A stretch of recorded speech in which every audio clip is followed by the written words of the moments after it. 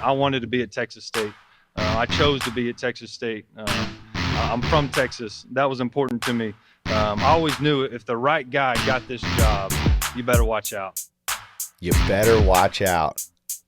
This is Win Now or Get Bent, episode 214. If you don't already know, I'm Keff Ciardello, coming to you on Thursday, December 4th. And Texas State secured its highest rated recruiting class ever.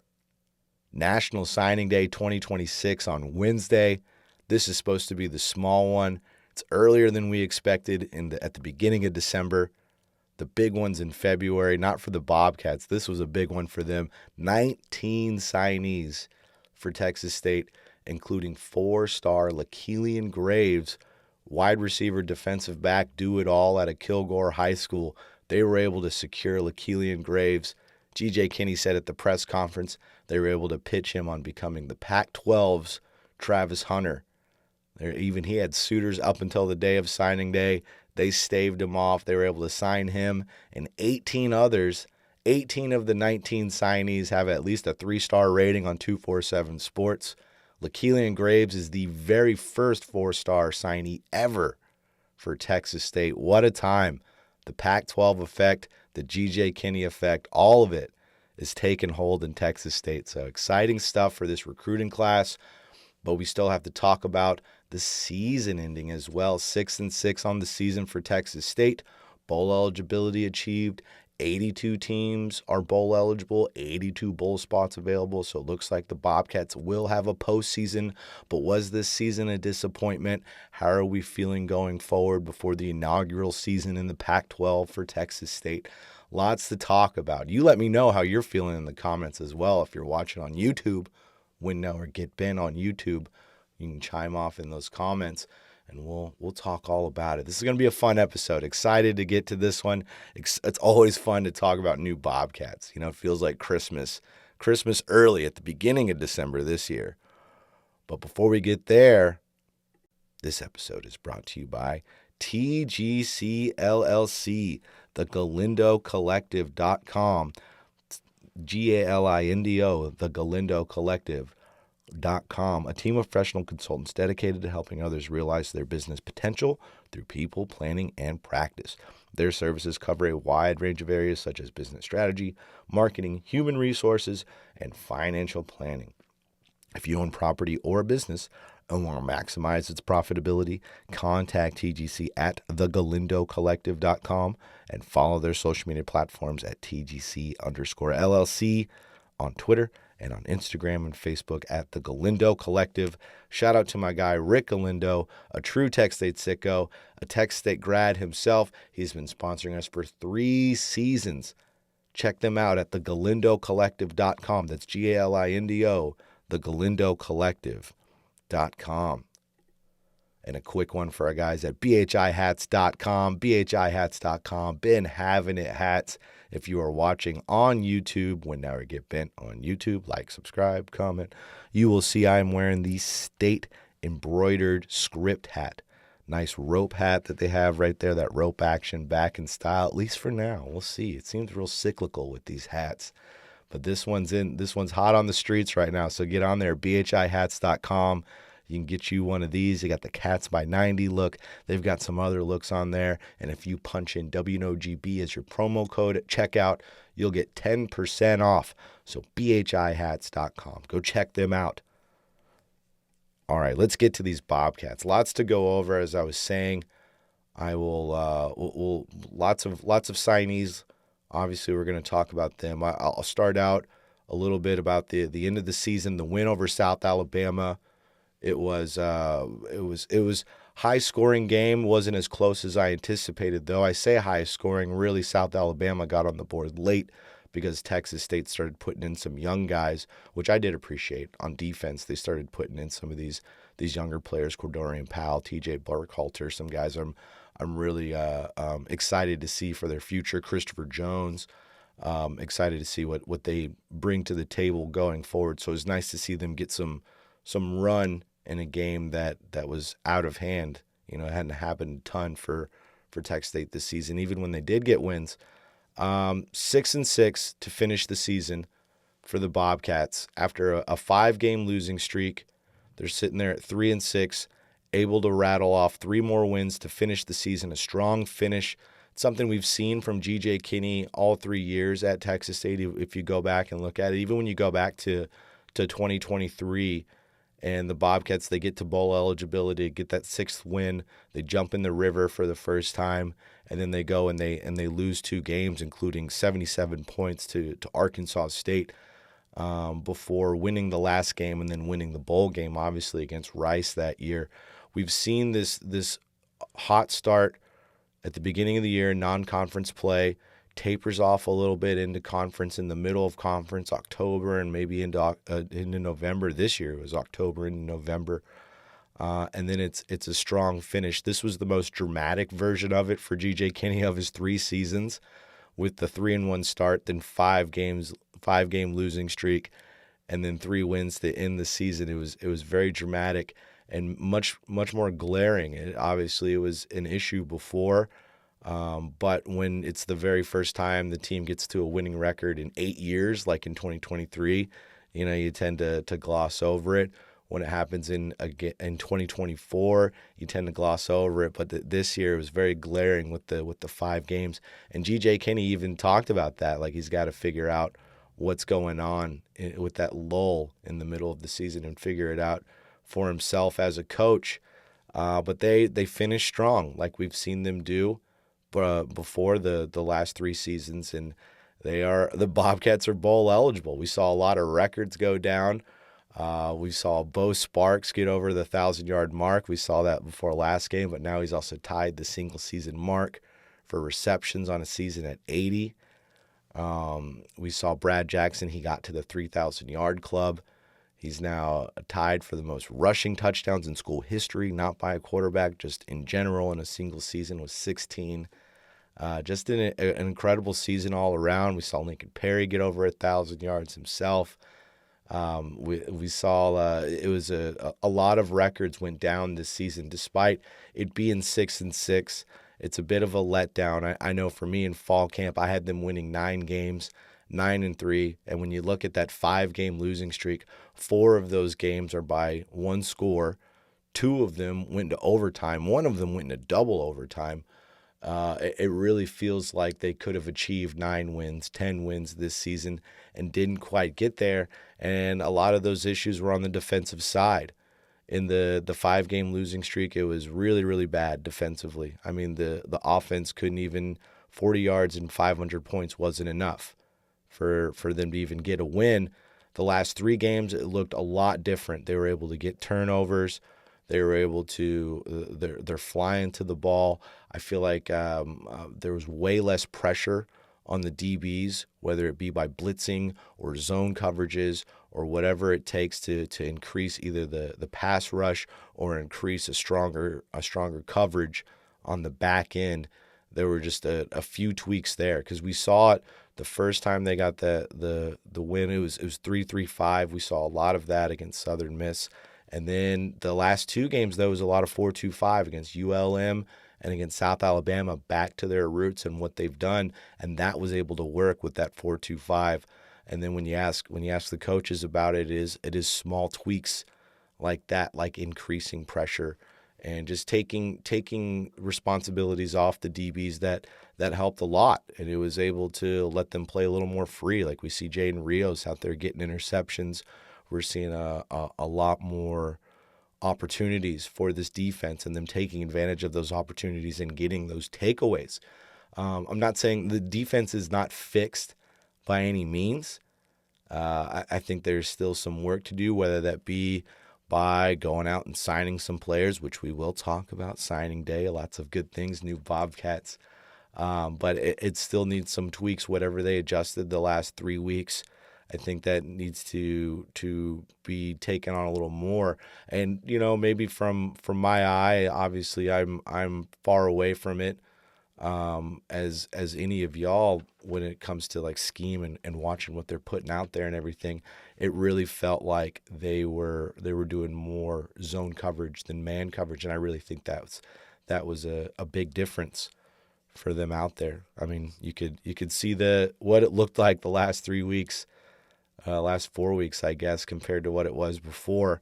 A lot of it still needs a lot of change. I will say this: I'm not on the. I've seen a lot of people say fire Dexter McCoyle, and I'm not on that train. I don't think it's there yet. I don't think he's somebody who should feel real confident in that. He's has his job completely secured for years to come. I think there needs to be some pressure on him, like, okay, that wasn't good in the middle of the season. But I think when you look at context with Dexter McCoyle in his coaching career, he is a younger guy. He's young in his coaching career in general. This is just his second year as a defensive coordinator. And if it had continued to avalanche, if that 5-game losing streak had turned into an 8-game losing streak, which we've seen here before, I think of 2016 season with that big long 8-game losing streak. If it were to avalanche into that, then we're having a different discussion. But I think that he was able to stable the ship a little bit for the end of the season. We saw some great things from the defense. I think that there's something to be said about consistency as well in a coaching staff. If you're going in and out and switching out all these coaches all the time, all these coordinators, it's not great for the team. It's not great for the cohesion of the unit. So I'm okay with Dexter McCoyle still being there and running this defense. I mean, especially when you've got to think about stuff that's outside of these games, like recruiting. Like, you look at this recruiting class that we're going to talk about today, and they are excellent recruiters on the defensive side of the ball. I mean, and that starts with Dexter McCoyle. He's the leader of the defense, and if they want to, and when they commit to the defense, they're committing to him. And I think that needs to be taken into account, his recruiting, and his resume. When you look at it, a former NFL player for a long time.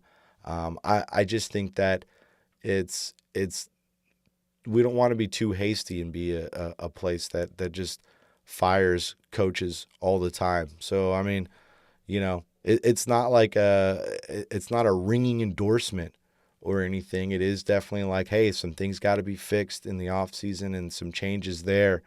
But I also don't think that it's somebody that should lose their job. It's still a person who has a job and a family and everything like that. That's something to think about. Let the man fix it. And if he can't fix it, then you move on. But I think I was really impressed with the last 3 games, what they're able to do. The DBs, they got a lot of heat. They were able to flip that around and do some really cool stuff. So I also, and 6-6, I saw a lot of this Texas State every time they get to bowl eligibility. They jump in the river. It's a lot of fun. I went and covered it, took video of it and everything. I get a lot of heat every time they've done it the last couple years about, is this really the standard? Bowl eligibility is why you jump in the river. And listen, I still remember the first 12 years, a lot of you do as well too, the first 12 years of being FBS for Texas State and not having the opportunity to jump in the river because you're making a bowl. I guess they got to bowl eligibility, but there was way less bowls in 2014 when they got there, and they got held out of one. So to be held out for that long and to finally make it, that was the genesis of the very first celebration in 2023, because it had been so long. And I don't think there's anything wrong with remembering that and continuing the tradition, because people say, oh, they should reserve jumping in the river for when they win conference. Jump in the river again. Who's to say you can't do it twice? You jump in at bowl eligibility, you jump in again at a conference championship. I think it's a really fun tradition. And I'll say this, it gets a lot of eyes on Texas State every year. It's a fun thing that people will talk about, whether it's polarizing or not. People believing that the Bobcats should or should not be jumping in the river for bowl eligibility. It's at least really good marketing because it gets a lot of people talking about it. I say jump in the river for bowl eligibility. It's a fun tradition. Let it be a Texas State tradition. Why can't Why can't the Bobcats be a part of the college football lexicon themselves with some things like this? So that's how I feel about that. Celebrate it, jump in the river, do your whole deal, do your dance. As far as the season as a whole, is it a disappointment or not? I wouldn't say I am. I would say I'm disappointed, honestly. Yeah, yeah. When I really think about it, it's just like last season where that could have been a 10-win team. This year they could have been a 9-10 win team, and it's so close. And you see the talent, you see the vision, you see where it can go, and it's that lull in the middle of the season that just leaves you wanting a little bit more. Obviously the standard has risen from where it was before GJ Kinney got here at Texas State. He's made our appetite bigger. We want more things out of it, and obviously he does himself when he's looking at the coaching carousel and how every G5 coach is getting a brand new job. And, not that he's disappointed with being in San Marcos, but he's probably missing out on a good chunk of change that I'm sure he wishes that if he had put together a 10-win season, could have been a much bigger opportunity for him ahead. But I'll tell you what, he's doing the most with what he has at Texas State with this recruiting class and everything, and setting himself up for that next season in the Pac-12. It's gonna be interesting to see where this recruiting class takes them and everything. I'm getting ahead of myself because let's talk about this bowl game first for the Bobcats and where they could potentially go bowling. I've seen a lot of speculation across the board. Obviously, the easy ones are the First Responder Bowl. It's where the Bobcats played the last 2 years. They beat Rice, then they beat UNT last season. Feels like that might be a foregone conclusion. The First Responder Bowl, seeing the big crowd that Texas State was able to bring to Dallas, would imagine that that's something that they're pretty interested in as well. There's the Frisco Bowl, seen that as well. I've even heard some wild rumors about Hawaii. I know that one is kind of getting murmured around the grapevine about the Hawaii Bowl on Christmas Eve. That's what I'm going to tell you right now. If the Bobcats are in the Hawaii Bowl on Christmas Eve, I'm not going to be there. I won't be there for that one. That might be the one. It's so funny because I was just talking to my guy Bill Colhane. Shout out to Bill Colhane, one of the voices of the Bobcats. He'll get on there. He did radio for a long time for Texas State. Still does. Still gets in there. Gets in the mix. But I was just talking to him, and he was like, "Would you go anywhere for a bowl game? Would you be willing to travel?" And I was like, "Yeah, I'd try, get a sponsor, do what I can. I don't know if there's anywhere too far." And in my head, I was thinking like the Boca Raton Bowl. I wasn't even thinking about Hawaii. There's a whole bowl game in Hawaii. Hawaii might be too far, especially on Christmas Eve. I got kids and everything. But I really think it's going to be one of these Texas ones, though. When you look at the Hawaii Bowl, I know that rumor's been going around, and there are some at Texas State that are pulling for that one. I'm sure they want a free vacation out of the bowl game, which, hey, respect. You do what you can. But I when you look at the Hawaii Bowl, obviously Hawaii is going to get in there because Hawaii is bowl eligible, and they get first dibs on that one. And then they usually like to bring in a West Coast team. I imagine when you look at like the Washington State, Cal, there's some West Coast teams that are available. So I could see it being one of them. For me, in the state of Texas would be awesome. I've seen the Armed Forces Bowl thrown out there as well in Fort Worth. That would be fun against Army. Shout out to Army beating UTSA. We support the troops in this podcast. Military City. You own the dome, Army. You own the dome. That's yours. But I would like that one. That one would be a lot of fun. I would love a Pac-12 opponent.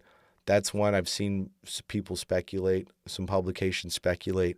The First Responder Bowl against Utah State. I think that would be a lot of fun. I think I may have reversed course on UTSA. Some of you sickos out there have talked me out of it.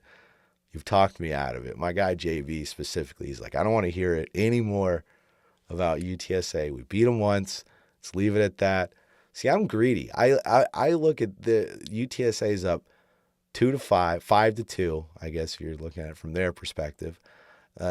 Bobcats have won 2 games out of the 7, and you win another one, you just get a little closer to that. But then again, I'm getting greedy with it. I'm getting greedy. Let's forget about it. Let's forget about the Birds. They got their loss already this season. It definitely won't happen. I'd love a rematch against Louisiana. I think that would be nice. I think the Bobcats could do a little bit better. Although, Louisiana finished that season really strong. You're welcome for bowl eligibility with that win that the Bobcats gave you in Lafayette. But there's a lot of good bowls on the table. I've mentioned the New Orleans Bowl before. I don't know if they're looking at Texas State. I don't have any sources there. I saw one Bobcats hoping it was for the Las Vegas Bowl. That would be kind of cool too. But I would imagine first responder, it feels boring, I know, because they've done it the last 2 years.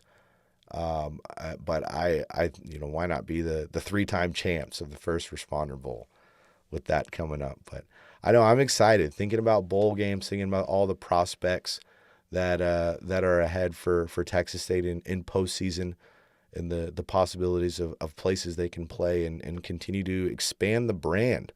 That's the biggest part about these bowl games. But all right, that's a lot about that. Let's get to this recruiting class.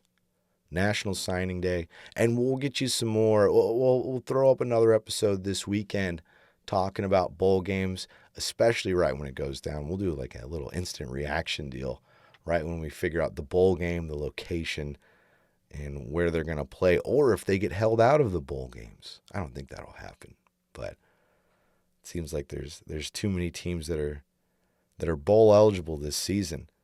But all right, Texas State, 19 signees for the Bobcats. I'm going to take a sip of coffee right before I do this. Hold on. It's not sponsored coffee, but it is delicious. I'm doing this one in the morning. I was trying so hard to get this to you on Wednesday, on signing day. Feels like the proper way to do it. The very first episode of Win Now or Get Bent in 2021 was released on signing day, the February version. This was back before there was 2 of them. And this was when there was 1 signing day back in my day. But this is kind of it's my favorite part about covering this whole deal. I don't know why. I love recruiting. It's where I cut my teeth. Bobcat Report, if any of you remember that back in the day. Good old Rivals website covering Texas State. I've just always had a lot of fun covering recruiting. It's very interesting to me. I like watching like huddles, scouting tape. We're looking for seeing a players' traits and qualities and things like that. I had a lot of fun. I watched a ton of huddles yesterday, and I was trying so hard to get this episode out to you yesterday, and I couldn't figure out why I couldn't keep the battery charged on my camera. And then I looked, and the plug that I had plugged into the camera wasn't plugged into the wall. So there you go. That was problem solved. Sometimes I really need the wizard to just show me where to plug things in. He didn't help me with this one, but he probably would have problem solved that if I called him quick enough. But all right, 2026 National Signing Day, Texas State. We're going to start at the top with LaKelian Graves. Actually, we're going to go position by position and just talk about it. They got 4 receivers. Now, 2 of those receivers might also play some DB with LaKelian Graves and Xavier Warren, Georgetown receiver. That's, we've heard G.J. Kinney say this before with like Joshua Eaton. There's been some other players that he's been like, they're going to play both ways, and then they don't. So I'm in believe it when I see it mode when it comes to that. But 4 wide receivers, 5 defensive linemen, 5 offensive linemen, a quarterback, a running back, a tight end, a corner, and a linebacker. I would have thought they would have had more DBs, but then when I was looking at they have a lot of young DBs that are going to get in there. We've seen Christopher Jones this year with that 100-yard interception. I've mentioned Cordorian Powell. They've got some young guys that we haven't seen a ton of yet. But we're going to start at the top with LaKelian Graves, first 4-star commit ever for Texas State. He goes by Keys, in case you see his first name and you're not sure how to pronounce that one. I know G.J. Kinney kind of punted on that at the press conference and just started calling him Keys. but he's 6'2" out of Kilgore with offers from Mizzou, Houston, Wake Forest, Washington State, UTSA, UNT, Tulane, Tulsa, Rice. He's a track star and a productive two-way player on offense and defense. Size, frame, speed are already outstanding from his junior tape. Big room to grow, ultimate competitor, setting up blocks, shedding tackles, and fighting through the whistle on both sides. More long-distance speed than agility, but that leads to explosive plays. Knack for the ball on defense with 136 tackles, 3 sacks, 3 interceptions, 6 PBUs, and 6 TFLs, and a ferocious yak master on offense. Yak master, I can't believe I wrote that. Yards after catch, if you're wondering there. 48 catches for 987 yards, 13 touchdowns, 20.6 yards per catch for Kilgore Graves. That was what I wrote that back when he first committed. A little bit of scouting tape on our guy Kilgore Graves.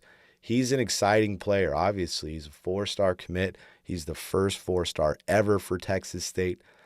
He can do it all. He's going to play offense and defense. Really, though, when you look at him and you watch the tape, you see he's that big body receiver that this offense has been missing.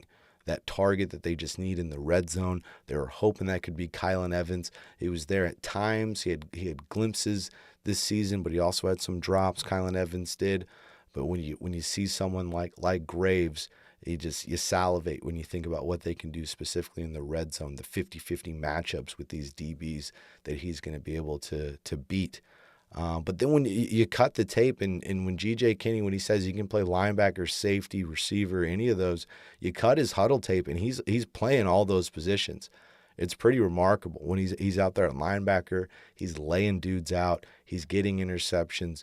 He's a tremendous, well-rounded athlete where he's one of those guys where you kind of just you pick him first and you figure things out later. You figure out the sport later. You figure out the position later.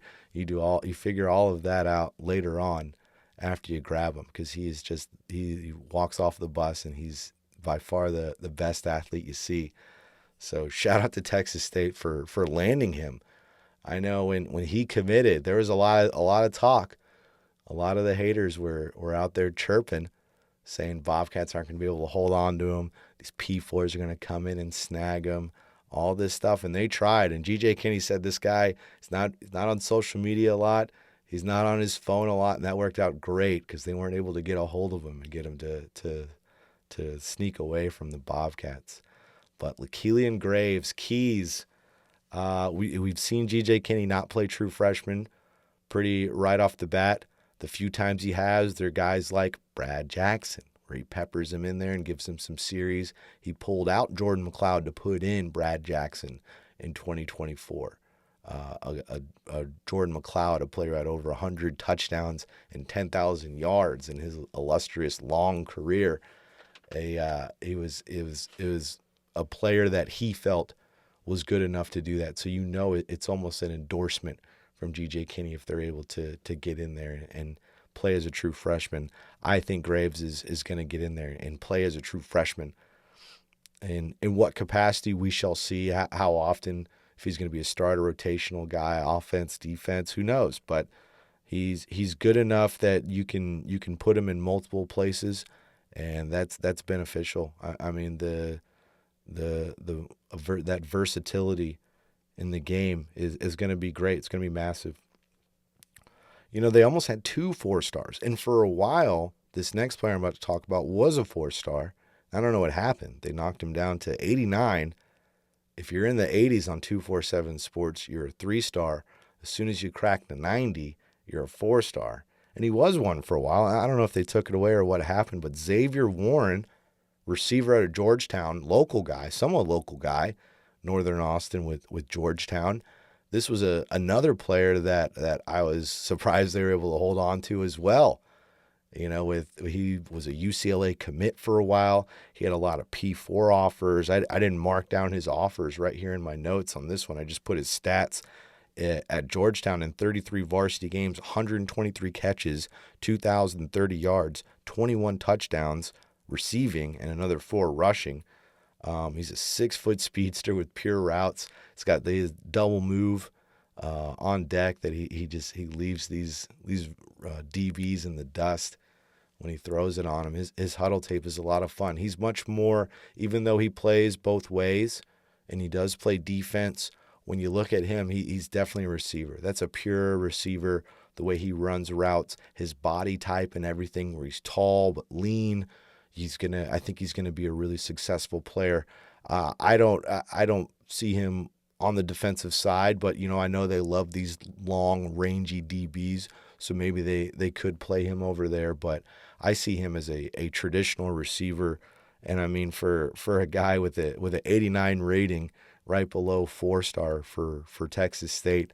I mean, this is two guys that could very easily be in the rotation next year, especially when who knows what's going to happen with the transfer portal. It seems like they're really confident that they're going to get not just Brad Jackson, but some of these other guys back, Bo Sparks, Chris Don, hopefully so. But if not, it's nice to see that they do have some guys that are coming up, some young guys coming up, because then they even had some true freshmen this year at receiver, like Skylar Lewis, Tucker Casano, even a guy who was like a redshirt freshman, and Jordan Martin. Some talented receivers that we haven't seen a ton of, and it can be real top-heavy in this receiver rotation by almost focusing on two guys like we saw a lot this year. But, I mean, receivers had a heck of a year. I know Chris Don didn't finish with 1,000, he finished with like 930, and that's after starting the season with an injury and then missing a game. He was still able to almost get 1,000 himself. G.J. Kinney mentioned Randy Martinez. Shout out to Randy Martinez. He's a big part of recruiting LaKeelian Graves. I imagine he was big on Xavier Warren as well, the receivers coach, and you saw what the receivers did this season. He said he gave Randy Martinez a raise. So you gotta hang on to Randy Martinez. It's a good thing that they went out and brought him back after you've seen the results, not just on the field with Sparks and Don, but in recruiting as well with Xavier Warren and LaKeelian Graves. And got some two other fun receivers as well too. It's interesting the different styles of the four receivers that they got here. I mean, LaKeelian Graves is just an all-around athlete, can put him anywhere on the field, it feels like.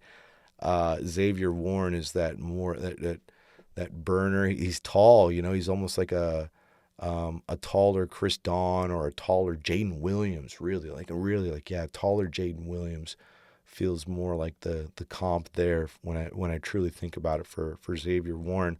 But then you got Blake McLean, big guy, Frisco Emerson. He's 6'2" himself. He had offers from Arkansas State, Rice, Navy, SFA, Tulsa. He's a tall target, 6'2.5", 6'3" is what he's listed at.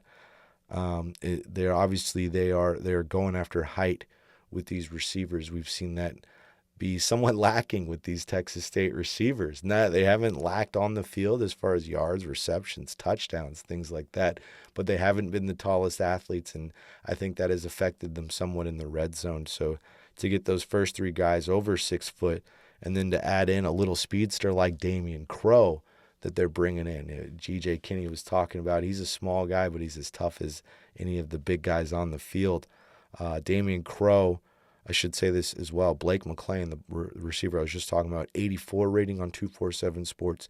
Damian Crow, 83 rating out of Richardson High School. He has offers from Houston, Arizona, Oklahoma State, Arizona State, Memphis, UNT, Pitt, Toledo, Utah, and UTEP. It's a lot of fun to see the schools that Texas State has been able to beat to get these guys to commit to Texas State. A lot of these P4 schools. We're going to go to the defensive line now. 5 defensive linemen for Texas State. And my favorite, I feel like I've been somewhat of a jinx on my favorite guys, though. So hopefully I don't want to jinx my guy here. But my favorite one, when I'm watching his huddle, Cullen Thompson. Grand Oaks edge, highest rated defensive signee for Texas State ever, with an 88 rating on 247 Sports, a near 4-star for him. He's 6'4", measuring in about 210 pounds, though a little on the light side. Definitely a development project. He needs to put some meat on those bones before he gets to the Pac-12. But man, when you cut that tape and you see his size, 6'4", He's a guy who is he's bull rushing guys. He's running guys down. It said on his huddle tape he runs a 4.48. You know, that might be a fast clock by a coach, but it's at least close. When you watch his huddle tape, he's able to run down running backs that are going down the field. The way he changes direction is a lot of fun for me when he's a guy who's 6'4", and he's able to bend his body really like at his hips and get low, get around the block and get in there and get a sack or a TFL. A real nose for where the play is developing and where he needs to be to blow it up. I had a lot of fun watching his huddle. He is raw for sure, especially when you look at his weight and everything. But when I look at this defense and how much it feeds an edge rusher, and I see him and what Cullen Thompson has and just the potential and the template that he is right now, I'm pretty excited about Cullen Thompson. I don't know if it'll be a 2026 showing for Cullen, that'll be his big year, because like I said about true freshmen, they tend to not want to play true freshmen a whole lot. They like to develop them and ease them in a little bit, maybe even preserve that red shirt. Even when they put Brad Jackson in as a true freshman, it was only for 3 games, made sure to preserve that red shirt for him. Those 3 games, he had 6 rushing touchdowns. We knew something special was happening there. But he took official visits to San Diego State and UNLV. He had other offers from UTSA, Baylor, Arkansas State, ULL, Pitt, UTEP, Tulsa, Mississippi State, Oklahoma State, and Syracuse. So this was a pretty coveted player that the Bobcats were also able to hold on to. He's right up there on the fringe 4-star rating with Xavier Warren. The next defensive lineman they got was a bit of a surprise, and he's real exciting as well, too. It's a big guy, Josiah Ali. He's got an 84 rating on 247 Sports. He's at a Trinity Valley Community College, a nose tackle, traditional nose tackle, it seems, at 6'3", 303 pounds. He had around 20 G5 offers. He's out of Roosevelt High School in San Antonio. In 16 games at Trinity Valley, he had 75 tackles, 10 sacks, and 14 TFLs. At the defensive tackle position, I want to repeat that. 16 games, 75 tackles, 10 sacks, 14 TFLs. He's exciting. Big space eater right there for the middle of the defensive line. Excited to see Josiah Ali. He's a guy, JUCO player, could play right away. We've seen them get these JUCO guys and insert them pretty quickly, even if not as a starter, heavy in the rotation, as we've seen with this defensive line. Cameron Christian, this is Lakelian Graves' teammate out of Kilgore High School. He's listed at 5'11 and a half, 275 pounds. And G.J. Kinney said he was hearing from a lot of coaches that this is one of the best defensive linemen in the state, but everybody keeps overlooking him, no pun intended, because of his height. At 5'11 and a half, everybody wants the big monster 6'4" guy in the middle, but sometimes that low center of gravity, hey, you get under the pads of the offensive lineman, you're able to manipulate them and move them around wherever you want. So it's not necessarily a bad thing to be vertically challenged. That's what we'll call it here. He did have offers from Houston, UTSA, UNT, Tulsa, Arizona, UTEP, and Lamar. So Cameron Christian coming with his buddy Lakelian Graves. Exciting stuff. Shout out to Kilgore. We'll start the Kilgore to Texas State pipeline. I'm fine with that. They're producing athletes like Graves and Christian over here. Next up, we have Braylon Young on the defensive line, 82 rating on 247 Sports, 6'3", 250 pounds out of Denton High School. He had offers from Sam Houston State, Sac State, and Idaho. Not a ton of offers, but apparently they were on him before he was injured his senior year. He got an injury. G.J. Kinney said at the press conference they decided to honor that offer despite the injury. So I imagine that's going to go a long way for Braylon Young and his relationship at Texas State. Hopefully he's able to recover and do some things down the road. Another true freshman there coming in. And our 5th defensive lineman doesn't have a rating on 247 Sports. He's way off the radar, coming out of Garden City Community College, 6'6", 262 pounds, originally from France. Nathan Baudry. How about that? A 6'6", 260-pound Frenchman on the defensive line coming over from JUCO. And he's a really raw player, a raw prospect. He had offers from McNeese, which he may have loved Louisiana as a Frenchman. McNeese, NIU, that's Northern Illinois, PVAMU, that would have been interesting. Him going to PVAMU, North Alabama, and UT Martin. 20 games at Garden City, 48 tackles, 8 sacks, 16 TFLs, 2 forced fumbles, a pass block, and a blocked kick. So the 5.5 sacks last year alone during the season. For a raw talent, for a guy who probably hasn't played the most football in the world, to go out there and get a handful of sacks and everything, you could see the potential is there, especially with that size, 6'6", 260, that traditional defensive end size that I imagine they are taking a good look at. So Nathan Baudry, the Frenchman, we'll look out for Nathan Baudry in 2026. All right, offensive linemen, they have 5 of them. First one was a surprise. Amari Smith, JUCO, 86 rating on 247 Sports. He's coming over from Northwest Mississippi Community College, 6'6", 330 pounds. Had offers from Georgia State, Coastal Carolina, Arkansas State, Old Dominion, Southern Miss, Troy, New Mexico State, and Liberty. Another 2 JUCO. They went 2 for 2 on JUCO. Also an 86 rating on 247 Sports. Wasn't a surprise because we saw him commit before, coming over from Palomar College in San Marcos, California. San Marcos to San Marcos. Jaden Luckett, 6'6", 280 pounds. He had reported offers from UNT and UTEP. Probably had some others as well. Those are just the ones that I saw. That's 2 linemen. 2 linemen looks like 2 tackles as well, although we've seen them take these guys who are 6'6", 330 and put them at guard before. We saw it with Lysander Moyo again this year. So he may be a guard himself, but they both look like two big tackles. We'll see where they end up putting them. And with JUCO players with not a ton of eligibility left, imagine they'll play pretty early because the next 3 that they signed are freshmen. Eric Perkins, 85 on 247 Sports, coming over from Marshall High School in Marshall, Texas, 6'5", 330 pounds. He has offers from UTSA, UTEP, and Lamar. Tegan Lindsay, 83 rating on 247 Sports. He's coming over from Callisburg, 6'4", 280 pounds. He had initially told me on Monday that he was going to wait until February to sign, until the second signing day. Sometimes guys will do that, whether they're waiting for a bigger offer or what have you, for whatever reason they decide to wait until February.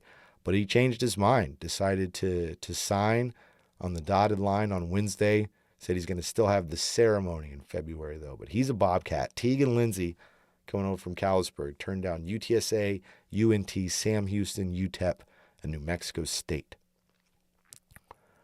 Last offensive lineman, Terrence Brown, an 80 rating on 247 Sports, coming over from Shoemaker High School, 6'4", 320 pounds. He visited Houston and Baylor. He has offers from UNLV, Arkansas State, and SFA. That's 10 linemen, 10 players on the line, 5 defensive linemen, 5 offensive linemen. I've always appreciated how every recruiting class, there's a hyper focus on the line of scrimmage on both sides, and they did it again this year. It's the bulk of their class is the line of scrimmage. It feels like that's the case all 3 years with G.J. Kinney and these guys, especially offensive linemen. I mean, that's 5 more. That's a whole nother starting lineup. Obviously, it's not going to be the starting lineup, but it is at least a whole nother unit in the rotation. Quarterback. It's amazing that we've gone this far into the recruiting class to quarterback, and we have a quarterback who's going to play 2 sports at Texas State, and it's not even the headline for the Bobcats. It should be, though. Obviously, our young Easton Webb, who we're going to be talking about next, is going to need some time to develop down the road, but this might be the future of Texas State. Really appreciated. I saw him give an interview in Sand Springs, Oklahoma, where he's from, and man, he's already poised beyond his years. That alone reminded me of Brad Jackson. Some of you said out there that he looks a lot like Brad Jackson as well. Maybe they're long lost cousins. Who knows? But Easton Webb, he's taller than his long lost cousin at 6'4". He's dual sport gunslinger from Sand Springs, Oklahoma. He's raw as a quarterback, is what I wrote after watching his tape, but he's exciting and has a big arm. And I will say I put an asterisk by that note because I did watch junior tape. I want to see his senior tape, see what that looks like. So that raw rating that I gave him was pretty early on. But he's going to play baseball as well. G.J. Kinney talked about that, where he got with Trout at Texas State, the baseball coach, and said, hey, I have this guy that I want you to take a look at in case he wants to play baseball as well. Said he got a phone call immediately after Trout took a look at him and said, yeah, bring him here. So you got two coaches excited to get him out there and get him playing. Been a while since we've had a guy who plays too. I think like Colby Targan is the last one I could think of who played baseball and football. Obviously you've had guys who did track and football, like Drew Donnelly last year. But the baseball football combo, it's been a minute. It's funny because they just played South Alabama, and South Alabama's defensive coach, Jason Washington, a guy who went to Texas State and played football and baseball very well. He was really good at it. But Easton Webb, pretty funny that he's probably the third or fourth headline of this class when you look at all these players and what they're able to bring in, because he's got an 87 rating on 247 Sports. Like, this guy was no slouch. He had some real deal offers as well, and they're able to secure him. Shout out to Zach Webb, host of Wizard Wednesday. My guy, I don't know if they're related, but we got a lot of Webbs around. We had Terry Webb here for a while. We had Cannon Webb for a while. A lot of Webbs in our orbit. Next up, we have running back, just one running back, just one quarterback as well. The next few positions, just one signing for each. One running back, but man, he's a really good one. Jontavius Harris at a Trinity High School, 85 rating on 247 Sports. Offers from Baylor, Boise State, UTSA, SMU, Kansas, Oregon State, Tulsa, SFA, SHSU, that's Sam Houston State. He has the must-watch huddle award. That's what I'm giving him. I think I've brought that up on this pod before. His huddle is a lot of fun. He's all over the field. Got vision, speed. He's not the tallest. He's a shorter back, almost like he does the Ashton Janty sometimes, where he'll do the Mike Myers stance in the backfield where he's just standing straight up. But he has great vision and great speed. I'm excited about Jontavius Harris. Again, they don't seem to play true freshmen a whole lot, and we'll see if they're able to bring back Greg Burrell, if they're able to bring back Tajee Atkins, still Cole Pryor coming in, who was a true freshman this season. We'll see if he's able to get in there. But you watch that tape, Jontavius Harris, his huddle tape. It's worth your time. 7 minutes, it's a ton of touchdowns. He's juking guys out. You can really see his work on the sideline too. I feel like he's able to keep runs alive by being smart on the sideline and knowing when a player is coming at a certain angle to how to counteract their angle pursuit and just go right around it. I'm pretty excited about his vision specifically, because I feel like that's one of the hardest things to find in a running back is like, do you see the holes? Are you just bigger and faster than everybody? Or do you see the chessboard and do you know your next moves? But Jontavius Harris, shout out to his huddle. Tight end, they got one tight end, Russell Crawford, 81 rating out of Marshall High School, coming with his teammate Eric Perkins, two sets of teammates in this class. I mentioned Graves and Christian out of Kilgore as well. Crawford had offers from Arkansas State and UTEP. This next one, the one DB they had, the one corner.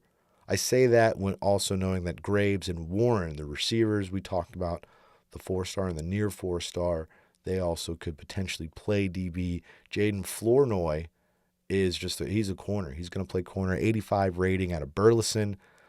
He was a UNT commit. Obviously, Eric Morris going to Oklahoma State. That opened up a lot of things that opened up his recruiting, I'm sure, with him leaving So he flipped to Texas State. He was a Boise State commit for a while at some point. He had other offers from Colorado State, UTSA, Tulsa, Michigan State, Wake Forest, La Tech, Sam Houston, and others, a whole lot of others for Jaden Flournoy. So that was a really good late addition for Texas State at corner. And then our very last one, linebacker, Darius Davis, 85 rating out of San Marcos High School. You know, he's last on the list, but he was the very first one to sign on Wednesday and everything. I thought that was fitting. He probably just had to walk down the street and hand it over. It's always a lot of fun when a San Marcos player comes over to Texas State. That Rattler to Bobcat pipeline always it warms my local man heart over here just a little bit. Shout out to the Rattlers. Fun season for them. Got some playoff wins. GJ Kinney said he was even worried after they got some playoff wins that more people would see Darius Davis and would offer him. He was surprised he didn't have way more offers than he had. He said he even sees him as a day one player in the rotation as a starter, day one as a true freshman. Again, we've seen their reluctance to play true freshmen over the last 3 years, so we'll see how that works out. But that type of praise is pretty high praise. I wanted to make his signing day ceremony, but it was at the same time as the press conference, so I missed out on that one. Maybe I'll try and get Darius Davis on the podcast sometime. But shout out to Darius Davis, linebacker. Always need that linebacker, especially if they're continuing with that 4-2-5. But that'll do it. That's the 19-man class for Texas State. A solid class. It is the highest rated class Texas State has ever had. It is also the second highest rated Pac-12 class right now. The only one higher is Boise State. They are ranked 51st in the nation. Texas State is ranked 61st, just ahead of Colorado State and a few spots ahead of Washington State. I think I have that reversed.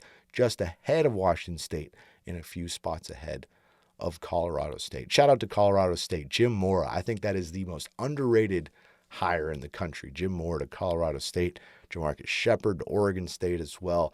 Pac-12 is going to be a lot of fun. I can't wait to talk about the Pac-12. It feels like we can move on from the Sun Belt now with that season over. Obviously, we got basketball, baseball, softball, track, still competing in the Sun Belt. So we're not done with it. But as far as football is concerned, and when we're looking at competition for next year, it's all pack. That's what we're getting to talk about now. But all right, everybody, this was a great episode, and it was brought to you by Austin Patchmaster, austin.patchmaster.com. Hole in the wall, give APM a call. Drywall repair, paint jobs, popcorn removal, and more. Whether you're moving in, moving out, or just looking to upgrade, Austin Patchmaster has you covered. Owned and operated by a Tech State grad and a true Texas State sicko, Michael Clements. Austin Patchmaster is one of our first sponsors, and this is their third season sponsoring Win Now or Get Bent. Cannot thank you enough, Michael Clements. With over 200 plus 5-star reviews on Google, Austin Patchmaster is your place to go. So check them out, austin.patchmaster.com. You can call them at 512-200-3888. That's 512-200-3888. austin.patchmaster.com. Make sure to check out our Patreon page, patreon.com/winnoworgetbent. Our WinNow WNOGB is under construction right now. You can see, check it out. I got the sweet Texas State sweater this time. It's cold in here. It's the reverse of what it was like in the summer when I was needing AC, thinking about doing a shirtless pod, grossing out the audience. But now I'm bundling up. Almost did this in a robe. But check us out on YouTube, Win Now or Get Bent on YouTube. Like, subscribe, comment, all the good stuff on there, please. Check us out on Twitter as well, at Win Now or Get Bent, and on Instagram and TikTok, at WNOGB. Like, subscribe, comment on all the good stuff. If you're watching on YouTube, thank you. Go ahead and get in there and leave a comment. Like it, subscribe it, all the good stuff. If you're an audio head like me and that's how you like to consume your pods, we appreciate you as well. Get on there, leave a little review on Apple or Spotify, wherever you can. I've seen people leave comments sometimes on Spotify, which I got to start looking into those more. That's a cool feature that they offer. Oh, thank you to TGC LLC. Thank you to BHIHats.com and to Austin Patchmaster. Shout out to the Wizard. He took the week off, allowed me to cover some National Signing Day, a little extra. Appreciate you, Zach. Wizard Wednesday will be back. My guy, we got to do a pod together, me and Zach. It's been too long since we've jumped on together and talked about these Bobcats, so we'll do that real soon. And thank you to all you sickos out there. Without you, we would be shouting into the void, but because you are there, we have an echo coming back. Maybe not all the time an echo. It's okay if you don't want to echo and you want to detract a little bit and give a rebuttal. A rebuttal's fine too, but as long as you're out there being heard, we're all being heard, we're all talking Bobcats until the whole world knows Texas State's name. We're out there shouting it out. And because of you, we're able to keep doing this whole thing because you keep tuning in, keep liking, subscribing, helping out our sponsors, doing all that great stuff. I appreciate all of you so very much, and I cannot wait for 2026. All right. Hell of a recruiting class for the Bobcats. That was a lot of fun. A lot of fun to cover that class. But all right, everybody.